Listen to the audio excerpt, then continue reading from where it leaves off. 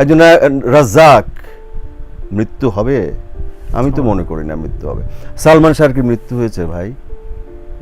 হয় না। এই উদাহরণগুলো কেন আমরা বুঝি না? আমার কাছে মনে হচ্ছে যে আমরা শিল্প মাধ্যমে যারা কাজ করি, অ্যাক্টর অ্যাক্ট্রেস সিঙ্গার যারা আছে, আমরা আমাদের মর্যাদা হারিয়েছি। যদি মর্যাদা না হারাতাম, নির্বাচনে যাওয়ার পর এই যে স্ট্যাটাস ওনারা এসছেন বলে হেরে গেছেন, সেটা তৈরি হতো না। প্রথম ভাবতে হবে যে আমরা কেন মর্যাদা হারালাম, এটা খুঁজে দেখতে হবে। শিল্পী তো খুব সম্মানের ব্যাপার। আপনি ইচ্ছে করলে একজন পলিটিশিয়ান হতে পারেন, কিন্তু 10 বছর 15 বছর ঘোরাঘুরি করলে পারেন। একজন শিল্পী হওয়া তো সোজা না। শিল্পী তো হওয়া যায় না, শিল্পের পথে হাঁটে আমৃত্যু।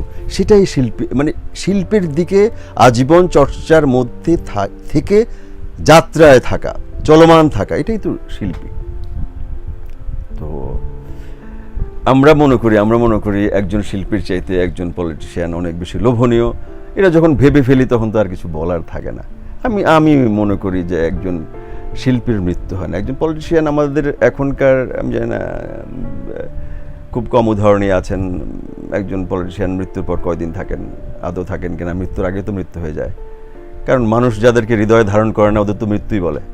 কিন্তু একজন শিল্পীর তো মৃত্যু হয় না। এই সম্মানটা তো আজীবন থেকে যায়, আজীবন এবং মৃত্যুর পরও থেকে যায়। আমার কাছে অনেক লোভনীয় একজন শিল্পীর উপাধি। একজন রাজ্জাক মৃত্যু হবে, আমি তো মনে করি না মৃত্যু হবে। সালমান শাহর কি মৃত্যু হয়েছে ভাই? হয় না। এই উদাহরণগুলো কেন আমরা বুঝি না, তাই না? আমি আর কিছু বলতে চাই না।